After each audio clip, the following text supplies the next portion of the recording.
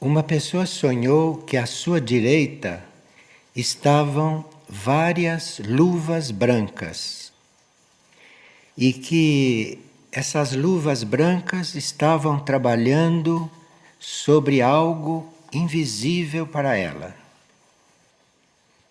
Essas luvas brancas podem estar significando que você deve purificar-se para, através das suas mãos, transmitir boa energia. Porque através das mãos nós distribuímos muita energia. Nós temos aqui nas mãos chakras, através dos quais pode vir a energia do coração. Então, as luvas brancas quer dizer você se purificar para usar as suas mãos corretamente. E outra pessoa sonhou que todos os dentes da sua boca caíram. Então, os dentes nos sonhos podem estar representando palavras inadequadas ou palavras negativas pronunciadas com muita frequência. Então, nos sonhos, os dentes vão caindo. Os dentes no corpo é que pagam pela nossa incorreção no usar as palavras. E uma pessoa está perguntando por que ela sonha tanto com situações do baixo plano astral, mesmo ela estando em busca de elevar o pensamento e de praticar as leis universais em oração e serviço. E como é que ela sonha sempre no baixo astral? Bem, aspectos nossos muito antigos levam algum tempo para serem dissolvidos ou desaparecerem ou serem curados. Então, se você já tem um caminho consciente de purificação no seu ser, precisa dar um tempo para você no sono ir além do plano astral. Precisa dar um tempo. Precisa que o corpo astral, que os seus corpos sutis vão ficando também sutilizados. Você deve continuar pacientemente trabalhando a sua purificação. E assim, com o tempo, isso vai se dissolvendo e esses sonhos terminam. E uma pessoa notou que, ultimamente, a presença de naves não provoca mais reações negativas ou medo nas pessoas, mas que as pessoas já estão vendo essas aparições positivamente e até com muito entusiasmo, e que ele nota que não há mais temor. Então, a humanidade é um pouco lenta, não é? A humanidade, por enquanto, está se habituando com isto. Está se habituando, está colocando isto dentro da normalidade, está registrando o fato, mas até que ela se interesse por saber o que eles estão fazendo aqui, vai demorar um pouco.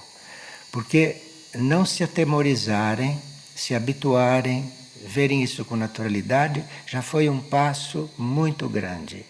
Agora é preciso passar um tempo para que descubram que essas naves e tudo isto está trazendo ensinamento, está deixando muita coisa impressa no éter planetário. Vocês sabem que nós somos considerados uma humanidade praticamente adormecida. Então, não toma conhecimento nem sequer dos crop circles, ou se toma conhecimento, não se pergunta o que é aquilo. Não se pergunta o que aquilo veio fazer, o que aquilo está fazendo. Nós somos assim. Mas já está vendo estas coisas com naturalidade, já é um primeiro passo. Vamos ver o segundo, quando começará a ser dado. Porque ali há muito ensinamento, muitas mensagens, principalmente para aqueles que estão coligados com uma época nova e com uma nova terra.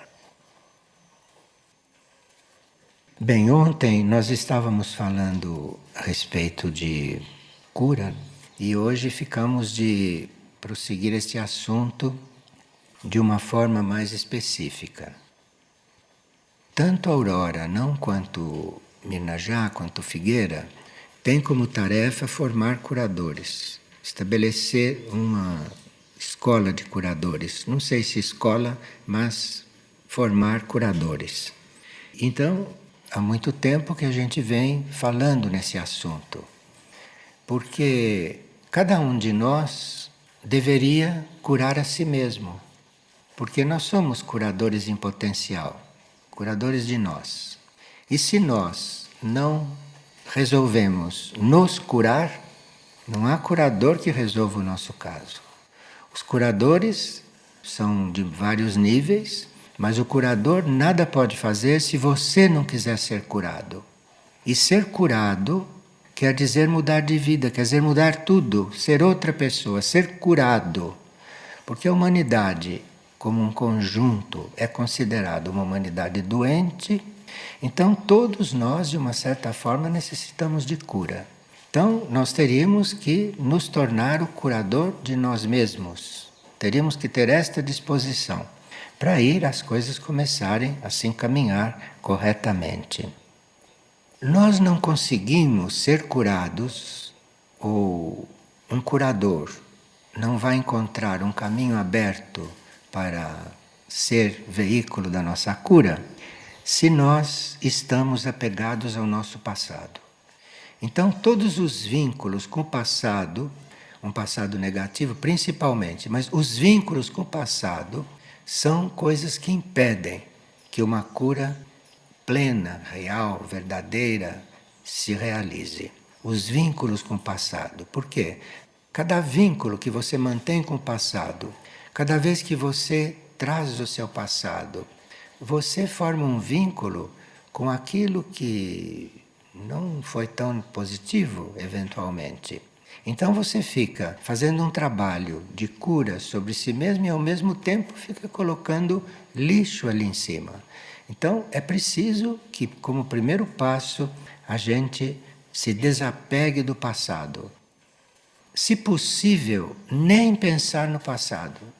A não ser que a gente vá buscar lá no passado alguma experiência interessante, alguma experiência positiva, se lembrar dela e trazer para cá para ajudar em alguma situação presente. Mas fora disso, passado deve ser deixado lá.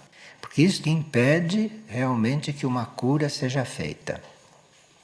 Agora, outro ponto é que nós, como não podemos dissolver o nosso ego, nem fazer o nosso ego desaparecer, teríamos que não nos deixar levar pelo ego.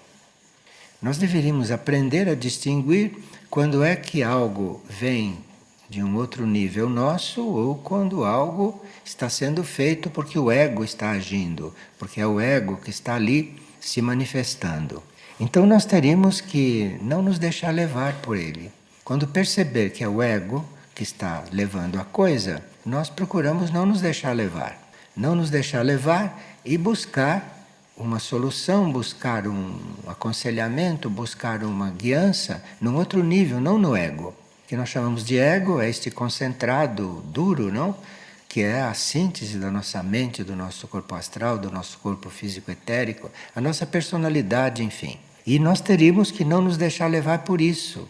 Todas as vezes que isto tenta nos tomar, a gente procurar se organizar, procurar se controlar e buscar a influência e a solução num outro nível. E também é um obstáculo para a nossa cura nós não amarmos o silêncio. Veja, amar o silêncio é diferente de fazer silêncio porque a gente sabe que deve fazer. Amar o silêncio é outra coisa. Nós podemos nos disciplinar, podemos até nos manter quietos, podemos nos manter em silêncio, podemos trabalhar isto disciplinadamente, mas isso não basta. Precisa amar o silêncio. Você precisa estar em silêncio. Silêncio quer dizer não desperdiçar a própria energia, não em todos os níveis, saber o que fala. Só abrir a boca quando tem algo realmente para falar, não abrir a boca mecanicamente e dizer qualquer coisa. Então, não adianta você controlar isto. Controlar isto já é um passo. Mas é preciso amar o silêncio. Isto é, você buscar o silêncio porque você o ama. Isto é que é o ponto. Quer dizer, são dados que facilitam para que a gente seja curado, mesmo com a presença de um curador. Agora, nós teríamos que ter também, para sermos curados ou aprendermos a ser curadores de nós mesmos, nós precisaríamos ter algumas atitudes que normalmente não cultivamos muito. Embora a gente tenha de vez em quando, mas a gente não cultiva muito. E essas atitudes são diante do único, diante do universo, ou diante de Deus, ou diante daquilo que a gente considera sagrado. Então, diante disto que a gente considera sagrado em nós ou no universo, nós teríamos que ter como atitude uma aspiração de servir e de evoluir. Nós temos que ter esta aspiração. Nós temos muitas aspirações para coisas que não são sequer evolutivas e nem de uma evolução superior. Mas nós teríamos que ter uma aspiração a evoluir e a servir. E manter esta aspiração, porque esta aspiração tem uma resposta do universo, de Deus, do único. Esta aspiração tem uma resposta. E outra coisa também que nós devemos ter diante do único, diante do universo, diante da vida, é a humildade. Humildade é muito simples. Humildade é você se considerar só uma partícula desta vida, você se considerar algo que precisa se integrar conscientemente nesta vida. Então você humildemente sabe que precisa fazer isto. Você humildemente, você vê com clareza. Então você vai procurar se...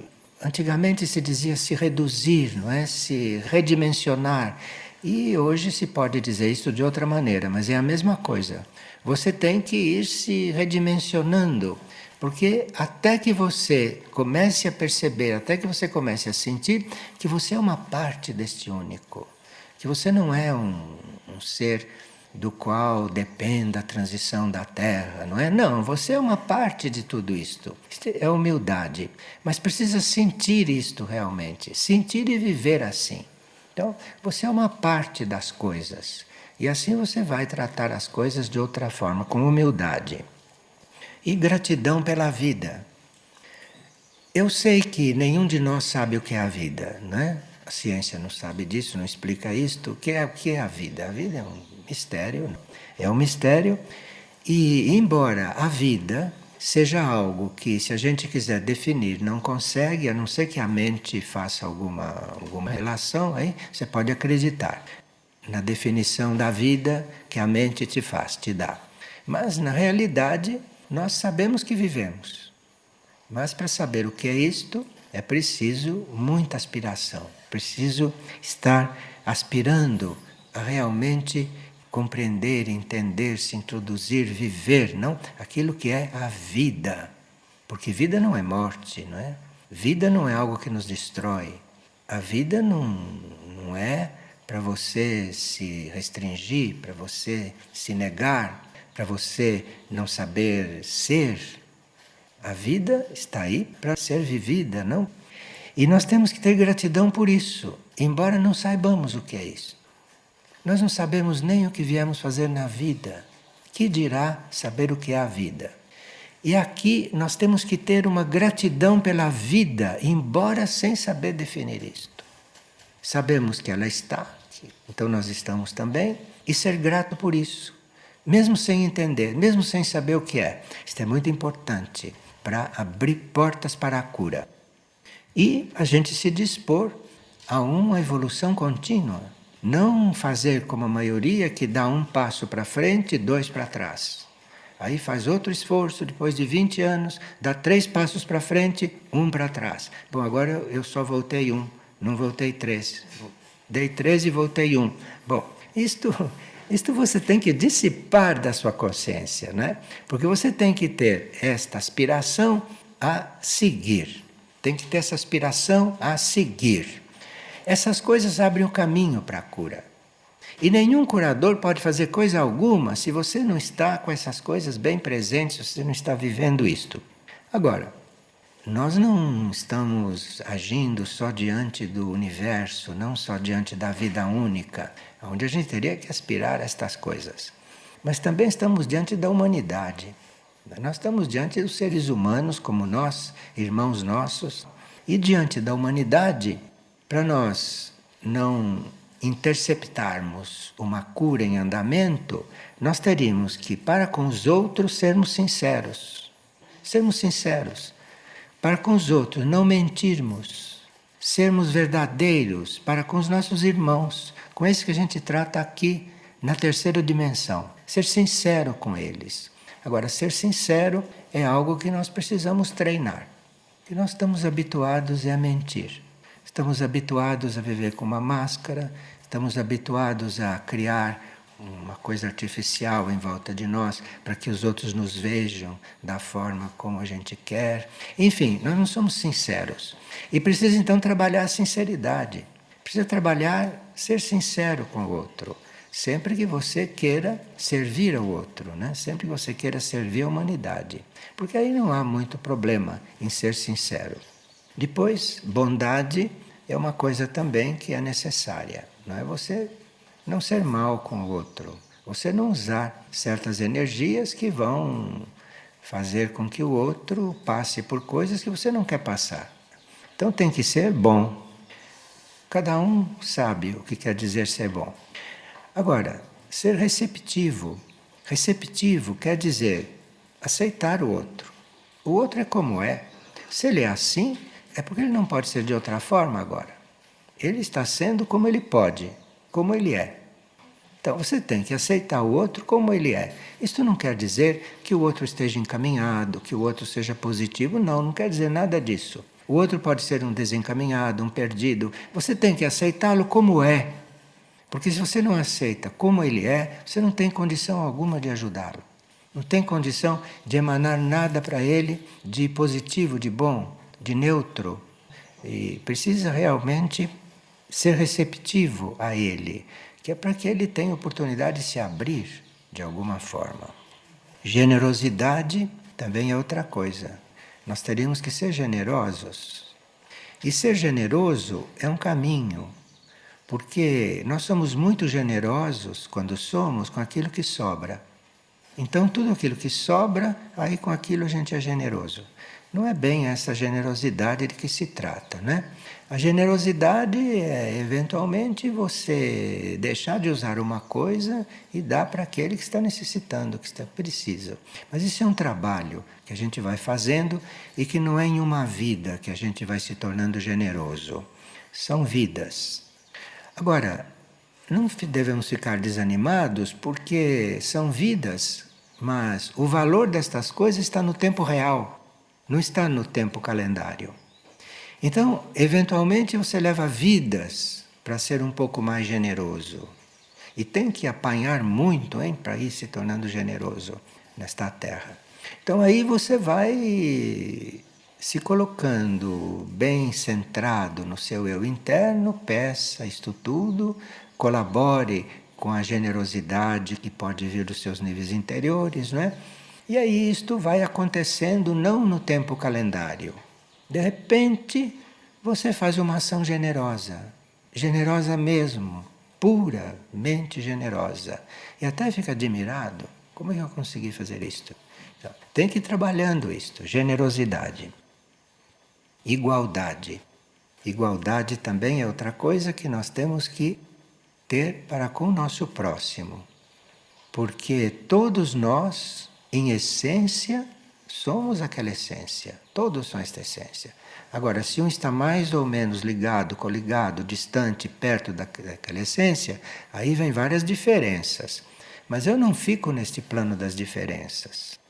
Eu tenho que ser igual, isto é, nós somos todos uma essência divina. Isto é igualdade. Agora, nós somos todos uma essência divina, seja qual for o nosso ponto evolutivo. Então, igualdade é você se sentir igual a ele, mas não igual a ele no que ele faz, que isso é impossível. Para começar, não há duas almas iguais. Não há duas almas iguais. Nem gente gêmea tem duas almas iguais. Não há almas iguais. Onde está essa igualdade? Está no nível de essência, da essência da nossa vida. Lá somos todos iguais. E aquela essência vai desenvolvendo, vai aumentando, vai evoluindo. Aí sim começam as diferenças.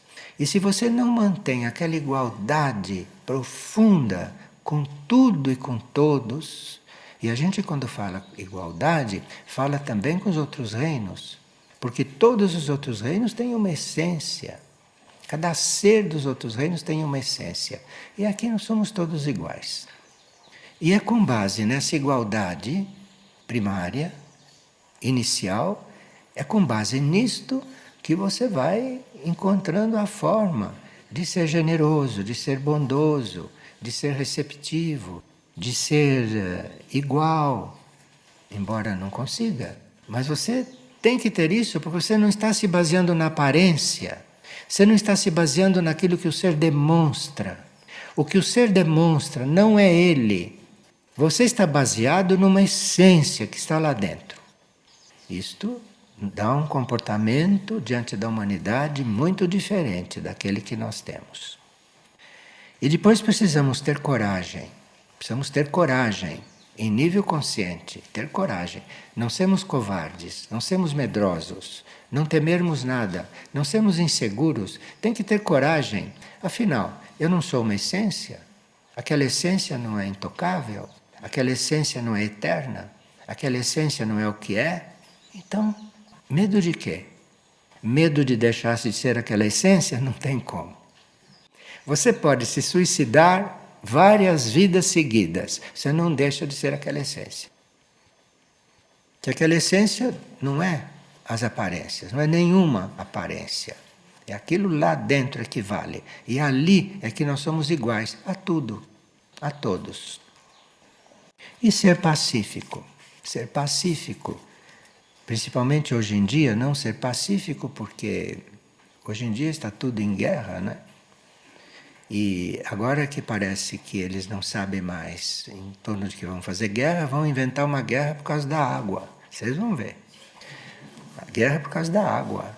E aí, quando fizerem uma guerra por causa da água, gastarem bastante material, fizerem bastante tanques, bombas, e tem núcleos que enriquecem materialmente com isso. Então, aí você, depois da guerra da água, vamos ver que guerra vem. Se o mundo não se transformar até lá, não é? E se a gente não estiver já encaminhado para outros rumos. Agora, como curadores que nós temos que ser um dia, mesmo que não sejamos da linhagem dos curadores, nossa mônada pode não ser uma mônada curadora, mas nós temos que começar a conviver, a aprender, a viver em todas as linhagens. E está na hora de nós irmos nos aproximando desta linhagem da cura, porque nós precisamos de cura, a humanidade precisa de cura, o planeta precisa de cura. Então é o momento de estarmos mexendo com isto. E por isto que a Aurora está no seu programa Formar Curadores. E todos os centros planetários têm que cuidar disto. E nós temos que ir nos relacionando com isto. Agora, como seres que são veículos de cura, nós podemos desenvolver níveis de cura. Todos nós, como seres que estamos disponíveis para sermos veículos de cura, primeiro com nós mesmos, depois com o próximo, com os reinos, com tudo que precisa. Se nós atuamos como personalidade, se nós, na tarefa da cura, atuamos como personalidade, nós vamos operar até o mental concreto. Como personalidade, nós podemos atuar até o mental concreto de um ser e ajudá-lo na cura. E, como personalidade, usamos medicamentos, usamos todos os recursos que existem, não? Mas, como personalidade, como disposição de curar, o ego querendo curar e o ego estando nesta linha, nós vamos operar até o mental pensante. Daí não passa. Não passa. A energia de cura começa a entrar pelos níveis do ser além do mental pensante, isto é, a energia de cura começa a atuar além do mental concreto, quando é a alma do curador que está no trabalho. Se a alma não está no trabalho, nós podemos ajudar uma pessoa neste campo até o mental. Agora, além desse mental concreto, desse mental que pensa, além desse, aí nós precisamos da alma. Se a alma não entrar no processo, você não consegue ajudar uma pessoa além do mental concreto. Por mais que você fale direito, por mais que você atenda direito, por mais que você explique para ele as coisas, que ele compreenda o que você explicou, a cura não passa do mental concreto. Porque você está agindo como ego. Agora, se a sua alma entra no processo, como que a alma entra no processo? É quando você quiser ajudar o outro, você se vira para a sua alma e diz, olha, faça você, faça você, faça você, eu estou aqui. Faça, faça, faça você. E espera um pouquinho, não vai fazendo não. Espera um pouquinho. De repente começa a acontecer. E aí quando a alma começa a entrar, quando a alma começa a colocar a sua energia aí você vai cuidar do outro ou ajudar a saná-lo além do mental, até o intuicional, assim. Agora, para que a gente possa realmente ser veículo para uma cura espiritual, aí quem tem que funcionar na cura é o nosso corpo de luz. Não é o ego e nem sempre a alma. Nem sempre a alma tem condições. Mas, se o corpo de luz, que é esse prolongamento da mônada, não? Lá no quinto plano. Se esse corpo de luz emite raios e entra neste processo, aí então nós podemos estar colaborando para a cura espiritual do indivíduo. Então não é nem o ego e nem a alma. É acima. Tem que estar polarizado lá em cima. Então veja que uma escola de curadores tem que dar a possibilidade de um indivíduo viver uma vida de forma que ele possa exercitar estas coisas. Exercitar estas coisas, inclusive tendo quem atender, tendo quem ajudar. Quem são todos, não é só gente. É ver um animalzinho, um animal que está precisando de cura, ir ajudá-lo. Ir ajudá-lo com o mesmo coração que você vai ajudar um ser doente, seu irmão. Ajudar todos. Se você vê uma árvore doente, aqui nós tínhamos uma árvore doente e ninguém via. Um dia, Michuque, numa mensagem de... Vocês não vão arrumar aquela árvore? Michuque. Estava nos ensinando que não é só o lidar com os outros. Tem que lidar com as árvores também. Tem que lidar com o coelhinho que passa ali. Tem que lidar com tudo. Senão como vai ser curador? Curador do quê? Curador de coisas físicas. Além da mente não passa. E mesmo lá na mente você tem que dar remédio para a coisa acalmar. Isto não é curador. Agora, para efeito de contatos maiores, para efeito de curas que podem estar além do espiritual, hein? Nós podemos necessitar de cura na mônada, por exemplo. Porque as nossas mônadas viajaram muito e nas suas experiências, nas suas passagens por... Nós não sabemos o que é isso, né? Não temos a menor noção do que seja isso. Mas a nossa mônada, antes de estar aqui nesta terra, fazendo o trabalho que está fazendo agora, conosco aqui e tudo, essas mônadas tiveram um longo percurso antes de chegar nesta etapa. E estas mônadas, às vezes, precisam de cura. E aí, para efeito disto, é preciso que o nosso nível divino entre no assunto. Então, na escola de curadores, é muito simples o trabalho, pode ser muito simples, porque aí é uma escola que vai possibilitar uma vida na qual tudo isso se desenvolva, mas quando chega na hora de ser necessário o nível divino entrar na cura, aí o curador já deve estar funcionando como mônada, não como ego e nem como personalidade.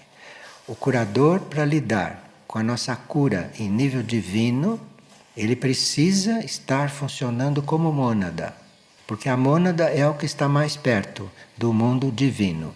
Então é através dali que ele vai poder fazer esse trabalho. Nós ouvimos falar dos grupos internos, não é? Nós sabemos que as almas formam grupos, existem grupos internos e existem grupos internos de todos os níveis. Nós temos grupos internos de seres que juntos, no plano astral, no plano mental, trabalham juntos. Tem os grupos internos nos quais as almas trabalham juntas, as almas se reúnem, as almas são grupos de almas curadoras, né? E tem também grupos de mônadas. Este é outro nível de cura. E na formação de curadores deve-se pelo menos ter notícia de que isto existe, para que o aprendiz de curador ou o aluno da cura não fique estacionado aí em um nível intermediário. Porque ele acha que a alma dele já está fluindo, ele vai cuidar de uma pessoa e a pessoa sai andando, a alma está fluindo. Isto é o primeiro degrau depois da cura concreta. Mas tem muitos outros níveis e o curador deve estar aspirando a tudo isto, sem pressa. Sem pressa, sem ansiedade, sem achar que ele é um curador limitado, sem achar que ele ainda não é adulto nesse campo. Ele não tem que achar nada dele. Ele tem que entrar no caminho do serviço e vai. E aí as coisas irão acontecendo. Então, esses grupos internos que interessam muito aos curadores, ou aqueles que estão no caminho de aprender a cura, de desenvolver a cura. Esses grupos internos são muito importantes, porque um grupo interno funciona do intuitivo para cima, E um grupo interno tanto pode operar no intuitivo, pode operar no espiritual. Um grupo interno pode operar em nível monádico, como grupos mesmo de seres. Então, veja como é importante a gente cultivar a igualdade, mas a igualdade com as essências, a igualdade na essência, porque tudo isso se passa nesse nível, se passa em nível da nossa essência, que já está se movendo. E além dos grupos internos que um curador ou um estudante de cura pode estar frequentando, e ele pode ter consciência ou não disto. Mas quem forma os curadores deve ver onde é que ele está. Onde é que ele está interiormente. Provavelmente vai estar num grupo interno. Agora, se ele vai bem neste grupo interno, se no grupo interno de cura as coisas se dão, porque ali são várias mônadas, são várias almas. Então, ali, se as coisas vão bem, e por isso é importante o nível de onde esta escola existe, o nível, o ambiente onde esta escola existe, da formação de curadores, não? Aurora e Mirna já não tem isso no programa. Então, conforme o desenvolvimento disto, então aquele que está na instrução da cura entra numa escola interna. Isto é diferente de grupo interno. Entra numa escola interna. E uma escola interna que existe no sistema solar, e além do sistema solar também, mas fiquemos no sistema solar, né, que é o nosso sistema, e que é natural que a gente vá para uma escola interna do sistema solar. E aí, essas escolas internas, como escola, isto é você ser conduzido, você ser levado pela energia de cura, que é uma grande entidade, você vai sendo levado pela energia de cura para a alma de um planeta que não seja doente como a Terra. Um planeta que seja um planeta sagrado, um planeta consciente. Aí o curador vai entrar na escola de um outro planeta e vai lá se informar, vai lá ser preparado em outros métodos de cura, em outros processos de cura. E é preciso que esses curadores se formem, porque se um curador chega a ser levado para uma escola interna em um outro planeta, ele vai ter que depois contribuir com isto para este planeta, contribuir com isto para a formação de curadores neste mesmo planeta. Então é muito importante a formação de um curador.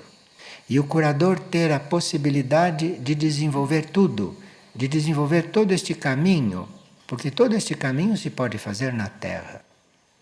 E a gente conheceu, não, alguns curadores, mas vemos a biografia e a vida deles de uma forma muito superficial, não é? Por exemplo, um grande curador, um curador cósmico, Padre Pio, Muriel. A gente está interessado na vida de Muriel para saber onde Muriel nasceu, quando é que ele ficou padre, essas coisas. Mas a vida de Muriel é o desenvolvimento da cura, é o desenvolvimento de um ser curador, um curador de muitos níveis. E Muriel vive atrás da gente, para que a gente fique atento ao que ele está dizendo. Muriel vive antenado conosco para ver como pode nos ajudar.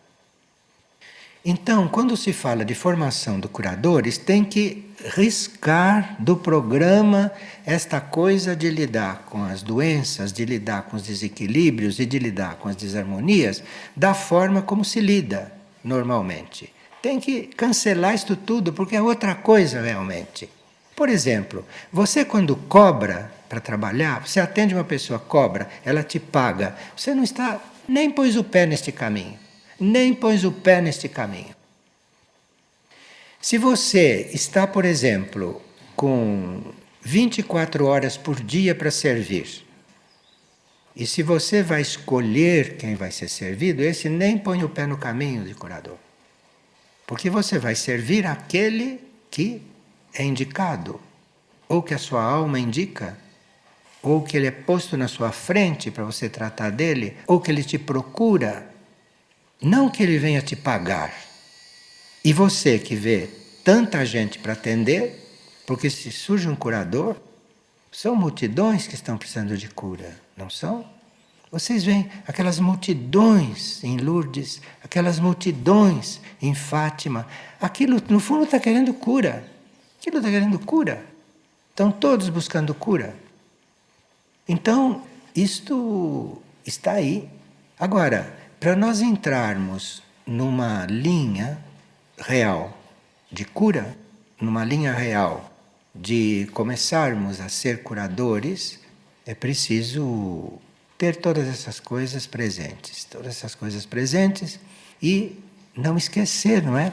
Daqueles pontos tão elementares: humildade, gratidão, aspiração e todas aquelas qualidades humanas que a gente vai desenvolvendo aqui, principalmente a da igualdade. Principalmente a da igualdade. Porque ai daquele que se considerar mais sadio do que o outro. Como que você sabe? Você não sabe que resíduo está lá na periferia da sua mônada que tem que ser lixado? Você não sabe. Como é que você sabe quem está mais doente? Se é o seu paciente ou se é você? Como que você sabe? Então aqui tem que pensar um pouco nesse aspecto da igualdade. Esse aspecto da igualdade. E claro, depois ir excluindo do trabalho tudo aquilo que não é. Trabalhar por dinheiro não tem absolutamente nada a ver com o curador. Nada. Tanto assim que seres que nós conhecemos, não? Vivos aqui na superfície da Terra, todos conheceram alguns curadores ou seres que estavam numa posição importante no caminho da cura e que ajudavam muitas pessoas. Teve um que não cobrava, mas deixou que o irmão abrisse uma farmácia na frente. A farmácia era do irmão. Pronto. Pronto. Começou a fazer cura magnética, começou a fazer cura. Estou falando disto para vocês, não é, terem cuidado. E embora não estejam conscientemente numa escola de curadores, quem sabe, não? Se vocês estão destinados a participar de uma coisa assim, quem sabe? Porque estas coisas só consegue surgir uma escola de curadores, mesmo em um centro planetário, se tem seres que querem fazer o caminho. Porque se não tem ninguém, para quê? Mas aquilo não é faculdade de psicologia, aquilo não é faculdade de medicina e nem manipulação energética. Aquilo é outra coisa, escola de curadores. Então, isso tudo está no nosso caminho, está tudo aí. Como alguns acréscimos não a esse assunto, nós vamos proximamente, numa próxima reunião, comentar aqueles hábitos nossos que se transformam em vícios, porque ninguém começa viciado. Nós começamos habituados. Nós assumimos um hábito e começamos a viver aquele hábito. Não é que a gente diz, estou habituado. Eu estou habituado. Um diz, eu estou habituado a comer coisas cozidas. O outro diz, não, eu estou habituado a comer coisas cruas.